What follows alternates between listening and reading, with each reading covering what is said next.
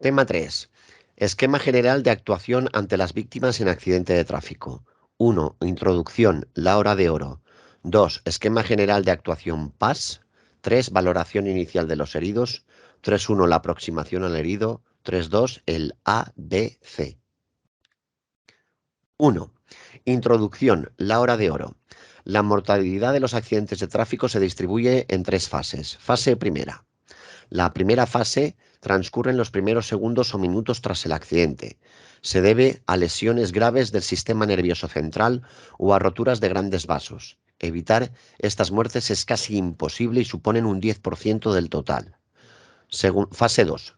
Se llama la hora de oro y corresponde a la primera o segunda hora tras el accidente.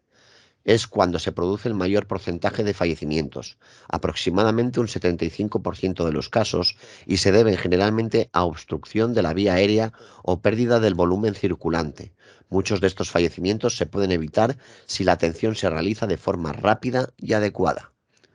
El nombre de hora de oro se debe al doctor Crowley. Hay una hora de oro entre la vida y la muerte. Si estás gravemente lesionado, tienes menos de 60 minutos para sobrevivir. Pues no morir, entonces, pero lo puedes hacer 3 días o 2 semanas después, porque algo ha ocurrido en tu cuerpo que es irreparable. Fase tercera. En esta última fase se producen un 15% de los fallecimientos, que ocurren días o semanas después del accidente. Se deben a complicaciones después del tratamiento inicial. Las víctimas de los accidentes de tráfico sufren lesiones muy graves con alta mortalidad en los primeros momentos. Sus probabilidades de supervivencia aumentan con una asistencia sanitaria temprana. Por esta razón, las primeras personas que se encuentran con el accidente juegan un papel fundamental. Son los responsables de activar el sistema para conseguir una asistencia sanitaria idónea. Una actuación eficaz debe ser organizada y rápida. Es necesario aprender la secuencia de actuación y unos conocimientos mínimos de soporte vital básico. Las actuaciones incorrectas pueden poner en peligro la vida de los heridos, la del propio auxiliador o dar origen a lesiones graves que de haber actuado correctamente no se habían producido. La trascendencia no solo personal sino familiar, social y económica de una actuación incorrecta hace imprescindible que desde los diferentes estamentos responsables de la formación se promueva este aprendizaje, comenzando en edades tempranas. La primera persona que se aproxima al lugar del accidente entra a formar parte de la cadena de supervivencia o cadena asistencial. Esta primera persona alertante o primer interviniente es el primer eslabón quien pone en marcha, mediante su llamada al sistema. Aunque su principal misión es avisar a los servicios de emergencia, si posee una formación adecuada, va a proporcionar a los heridos la ayuda necesaria en tanto llegan los servicios sanitarios. De ahí la importancia de formar a los conductores en soporte vital básico y primeros auxilios, por la probabilidad de que sean los primeros en llegar al lugar del accidente y por tanto los primeros con capacidad de actuar. Cadena de supervivencia. Primero, llamamos al 112, petición de ayuda. Segundo, primeros auxilios. Tercero, atención especializada in situ. Y por último, atención hospitalaria y rehabilitación. Esto es lo que llamamos la cadena de supervivencia. Los profesores de formación vial, al someterse a una asistencia arreglada con formación teórica y práctica, tienen una buena oportunidad de formarse en esta materia y contribuir a lo largo de su vida profesional a enseñar a su vez a los aspirantes a conductor, propiciando que los conocimientos en comportamiento en primeros auxilios en caso de accidente se vaya extendiendo entre la población y favoreciendo la adecuada atención de los accidentados. 2. Esquema general de actuación PAS. Cuando una persona presencia un accidente de tráfico, sea cual sea la gravedad del mismo, tiene la posibilidad de dar apoyo a las víctimas. Este apoyo requiere unos conocimientos básicos, debe ser organizado y lo más cualificado posible. Hay que tener en cuenta que son situaciones a las que no nos enfrentamos habitualmente y que generan nerviosismo e inseguridad. Esto hace necesario aprender un esquema de actuación que sea sencillo y fácil de recordar. Para facilitar el aprendizaje se utiliza la regla de mnemotécnica PAS, cuyas siglas proceden de la actuación que de forma ordenada tiene que ir realizando el auxiliador. P de proteger, A de avisar y S de socorrer. Composición del lugar PAS. 1. Proteger el lugar de los hechos. 2. Avisar o alertar a los servicios de emergencia. Y 3. Socorrer a las víctimas. La composición del lugar consiste en fijarse en la escena e intentar hacerse una idea de lo que ha ocurrido, qué peligros pueden preverse del hecho accidental, dónde puede haber heridos y qué tipo de ayuda va a ser necesaria. 1. Proteger. Cada año mueren en las carreteras personas que han parado a ayudar a los accidentados sin observar unas mínimas precauciones. El concepto de protección, cuando se presta ayuda a un accidentado, ha de ser amplio y debe comprender en primer lugar la protección del propio auxiliador, la protección de las víctimas y la del lugar del accidente. En primer capítulo se desarrolla con mayor detalle alguno de los puntos que se muestran a continuación. Autoprotección. Cuando el auxiliador se acerca al lugar del accidente, ha de estar seguro de que al prestar ayuda no está poniendo en peligro su propia vida, de tal forma que existe un grave riesgo, habrá de abstenerse y no actuar. Es extremadamente peligroso permanecer en la calzada, acceder a un vehículo en llamas o a un vehículo en el que se observa que se han derramado mercancías peligrosas. Es fundamental valorar la situación antes de actuar con el fin de evitar que el auxiliador acabe sufriendo un nuevo accidente. La utilización de prendas reflectantes aumentará su visibilidad protegiéndola. Protección del lugar del accidente. Protegiendo el lugar del accidente se evita que se produzcan nuevos accidentes y se arriesgue la vida de más personas. Se protege a los heridos y se autoprotege el auxiliador. Una vez que se produce un accidente, el paso de vehículos es uno de los principales peligros. Por ello, es preciso señalizar adecuadamente y cuanto antes la zona colocando los triángulos de preseñalización, encendiendo las luces de emergencia y encendiendo las luces de posición, aparcando el coche en el que viajamos en un lugar seguro. Es necesario identificar los peligros. Si existe riesgo de incendio, manchas de gasolina, se transportan materiales peligrosos, el vehículo puede caer, etc. Observando estos aspectos, no solo se puede evitar nuevos accidentes, sino que se podrá dar información más completa a los servicios de emergencia que harán que la ayuda que llegue sea más eficaz. Protección de las víctimas, la protección del lugar. Contribuye lógicamente a proteger a los heridos. La adecuada señalización, la iluminación de la zona, etc., evitan que se añadan nuevos riesgos. Cuando se habla de protección de las víctimas, es importante transmitir que los heridos por accidente de tráfico no deben sacarse de los vehículos salvo que esté claramente indicado, ya que realizar movilizaciones de la columna vertebral sin una adecuada protección entraña, como veremos posteriormente, un grave peligro para la médula espinal. Extraer del vehículo a las víctimas en las condiciones adecuadas puede originar lesiones que no existían o agravar las ya existentes. Por el mismo motivo, también se debe evitar la retirada del casco, salvo en aquellos casos en los que exista una indicación clara. Como norma general, se ha de evitar siempre la movilización de los heridos y ha de ser el auxiliador quien se acerque a las víctimas y no la víctima al auxiliador. 2. Avisar o alertar. La llamada al servicio de emergencias médicas es una de las actuaciones más importantes que pueden realizar las personas que presencien un accidente. Es lo que pone en marcha la cadena de supervivencia o cadena asistencial. Y en muchos casos la supervivencia del herido depende de la rapidez y la forma en la que se realice esta llamada. La ayuda sanitaria es fundamental y prioritaria. Son los equipos sanitarios los que van a diagnosticar y tratar las lesiones que presentan los accidentados, y son ellos los que van a encargarse del traslado de los heridos. La misión del auxiliador es mantener en las mejores condiciones posibles al herido hasta que llegue la atención sanitaria especializada. Que la atención a las víctimas sea la óptima depende, pues, entre otras cosas, de que la ayuda que llegue lo haga pronto y sea la adecuada. El primer interviniente debe tener estas dos ideas claras. El aviso ha de darse lo antes posible, pero además ha de realizarse de la forma y en el lugar adecuado.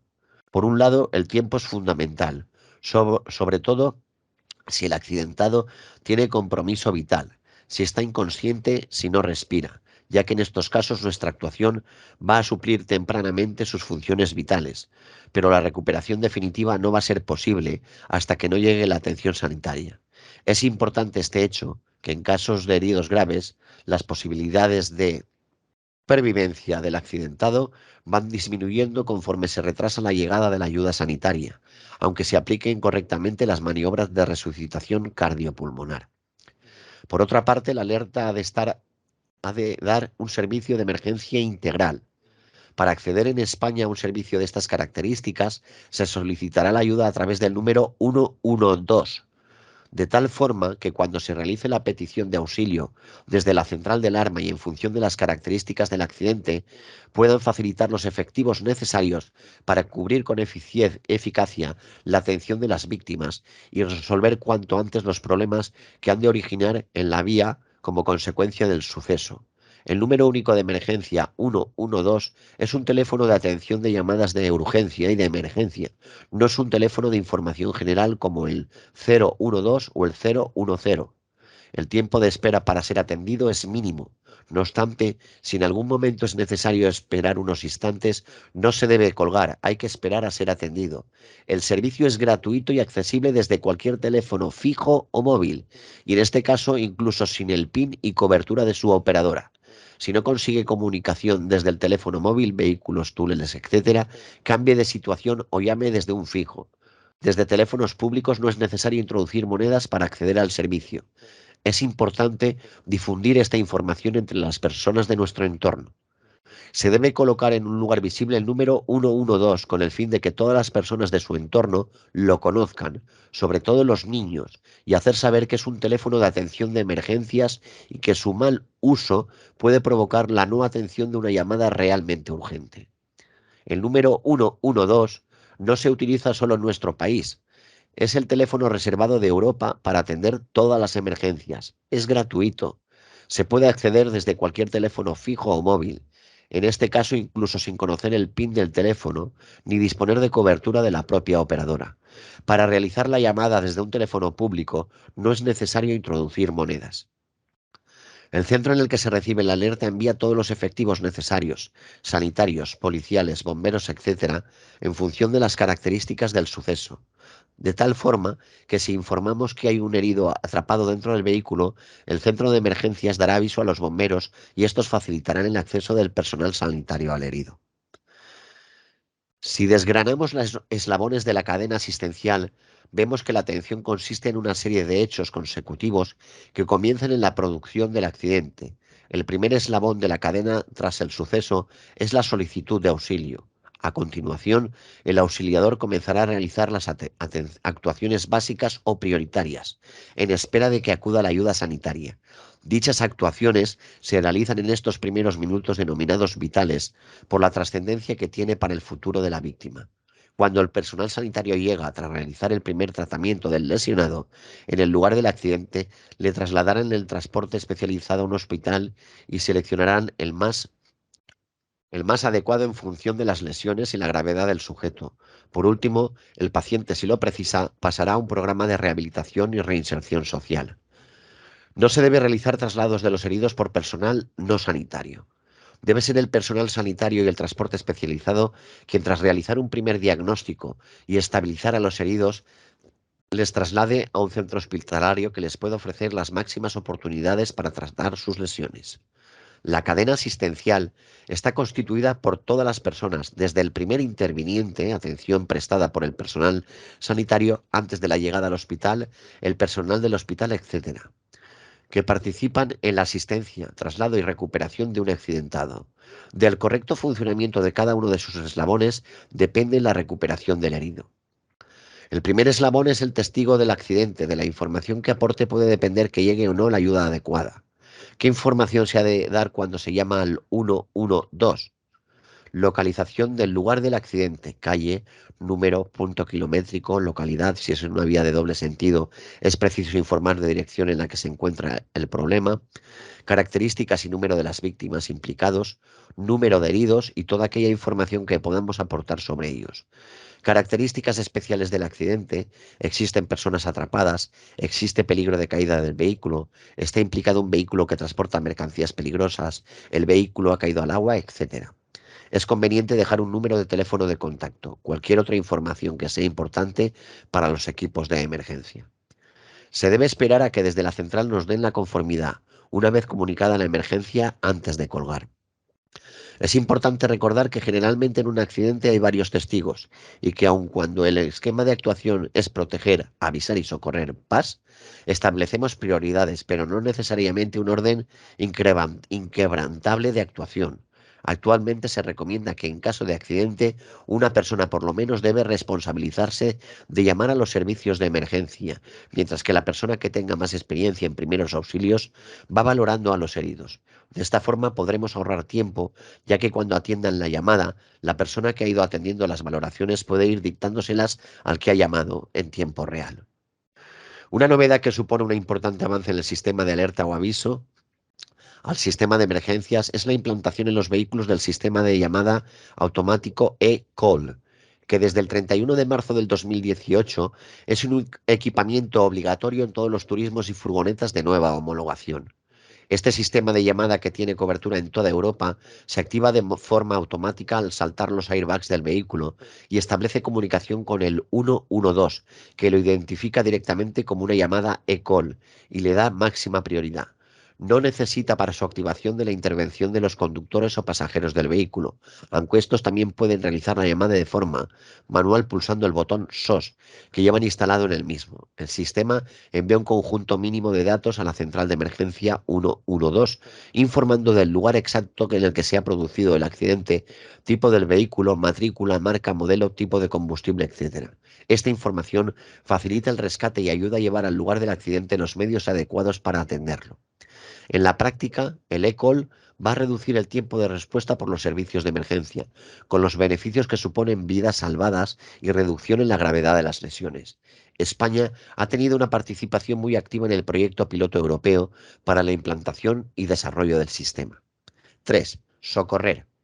El auxilio prestado al herido ha de ser extremadamente cuidadoso con el fin de no añadir lesiones a las previamente existentes.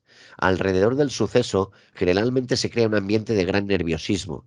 El desconocimiento y la necesidad de ayudar provocan en ocasiones actuaciones incorrectas. Las actuaciones a realizar están recogidas en las recomendaciones del Consejo Europeo de Resucitación Cardiopulmonar. Si bien las maniobras resucitación cardiopulmonar básica, RCP, son iguales sea cual sea el origen de la emergencia, existen algunas particularidades a tener en cuenta ante las víctimas que han sufrido un traumatismo, fundamentalmente en lo que se refiere a la posibilidad de que el herido presente lesiones a nivel de la columna cervical. Esto se tendrá en cuenta fundamentalmente cuando hablemos de movilización de los heridos. Recordemos que el sistema nervioso central está formado por el encéfalo, alojado en el interior de la cavidad craneal, y la médula espinal, que discurre por el interior del canal vertebral, desde el bulbo raquídeo hasta la unión desde las primeras vértebras lumbares. La médula ejerce de conexión entre el encéfalo y el resto del organismo. Por ello, se transmite tanto la información que desde la periferia se envía al cerebro como las órdenes, que el mismo genera para el resto del cuerpo. Las lesiones medulares son de extraordinaria gravedad y esto se debe a que la interrupción de esta importante vía o de transmisión puede suponer en función del nivel al que se produzca la lesión. En general, más grave cuanto más alta sea, desde el fallecimiento por parada cardiorrespiratoria o tetraplegia, paraplegia, pérdida de control de esfínteres, etc. En las víctimas de accidente de tráfico destacan por su frecuencia y gravedad las lesiones a nivel de la columna. Son lesiones altas y por tanto graves, con serias consecuencias para el futuro de las personas que las sufren. En el manejo adecuado de los heridos por accidente de tráfico, la protección del cuello es fundamental, ya que les puede evitar que resulte lesionada la médula espinal. Debemos evitar mover al herido, mientras no sea estrictamente necesario, si no hubiera más remedio que moverlo porque se pretende una situación de claro peligro. Para el accidentado habrá que hacerlo manteniendo el eje cabeza-cuello-tronco. Esto significa mover al individuo en bloque, evitando desplazamientos de la cabeza o el cuello con respecto al tronco. Esta consideración general hay que tenerla en cuenta especialmente en los siguientes heridos: los que presenten lesiones evidentes por encima de los hombros, en cuello o cabeza principalmente; los que hayan estado implicados en accidentes a gran velocidad o con grandes destrozos de los vehículos; los que circulan en moto cuando sufrieron el accidente. Como norma general, no se debe quitar el casco, a estos heridos. Si fuera preciso retirar el casco para atenderlo su respiración, el auxiliador debe conocer y emplear una técnica específica para hacerlo sin riesgo para el accidentado. En principio, puede parecer erróneo el pensar que atender a los heridos es lo último. La experiencia dice que en las ocasiones en las que se actúa directamente, no solo la asistencia sanitaria se retrasa, sino que se expone a los accidentados y el resto de vehículos a peligros innecesarios. Nadie se ha ocupado de proteger. Es interesante recalcar que aunque este orden es flexible, se establece así para evitar olvidar cosas tan importantes como la seguridad o el aviso a los servicios de emergencia.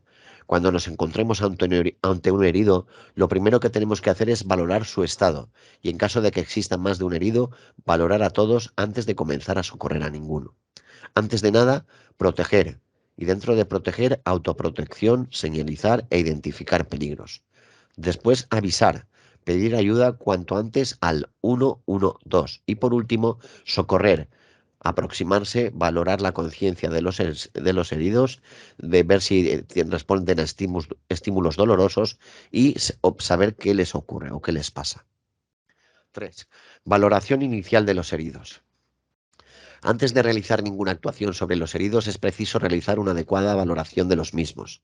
La valoración tiene como objeto reconocer aquellas situaciones que pueden suponer una amenaza inmediata para la vida del accidentado. Dado que puede presentar varios tipos de lesiones, es necesario establecer un orden de prioridades a la hora de actuar. Esta primera valoración se centra en la apreciación de tres funciones vitales: conciencia, sistema nervioso; respiración, aparato respiratorio; circulación, aparato circulatorio. Si falla cualquiera de estas funciones, el accidentado se encuentra en una situación de peligro inminente para su vida. En caso de comprobar que en efecto falla una de estas funciones, la necesidad de ayuda sanitaria es urgente.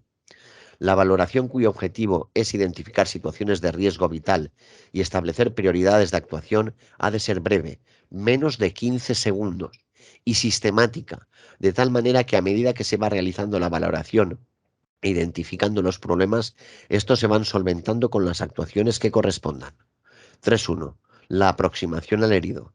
El primer paso para saber qué le pasa a un accidentado es aproximarse a él y ver si responde a estímulos.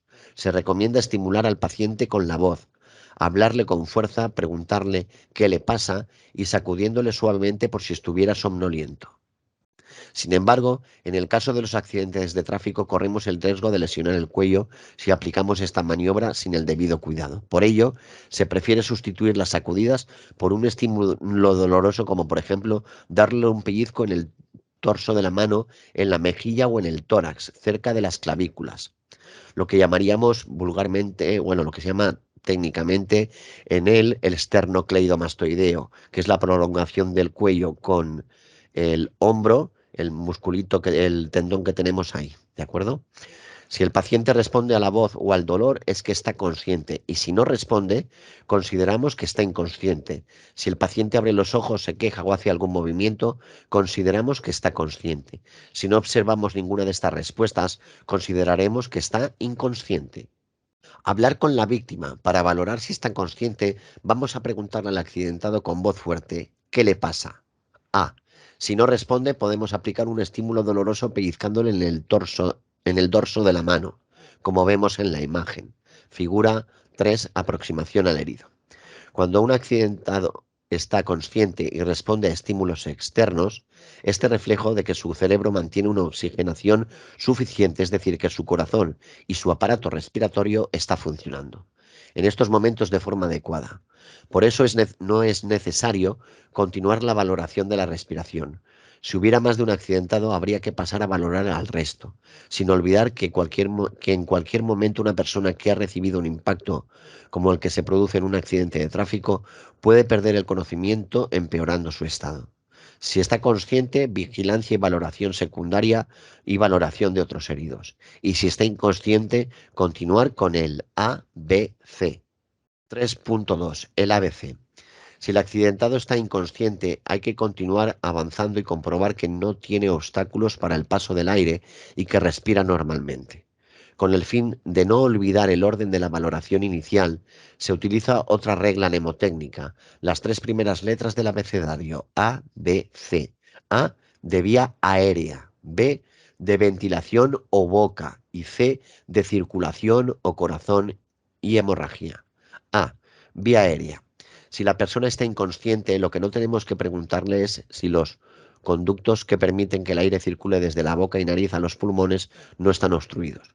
La causa más frecuente de obstrucción de la vía aérea es la caída de la lengua hacia atrás, hacia la faringe. Ello se debe a que en los heridos inconscientes existe una relajación muscular generalizada y la lengua con gran componente muscular al relajarse cae hacia atrás obstruyendo la vía aérea y produciendo asfixia. Para comprobar que la vía aérea está abierta, se utilizará una sencilla maniobra, la maniobra frente-mentón, maniobra recomendada para la población general por el Consejo Europeo de Resucitación. No obstante, las personas con formación adecuada y que estén debidamente entrenadas podrán realizar la maniobra de tracción mandibular que ofrece más protección a la columna cervical.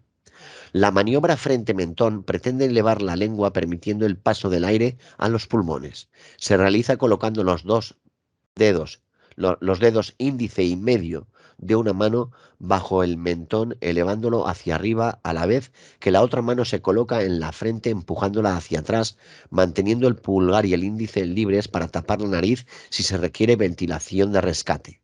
Con este pequeño desplazamiento conseguimos un desplazamiento de la base de la lengua, con el movimiento de la mandíbula hacia arriba y adelante, lo que permite el paso del aire.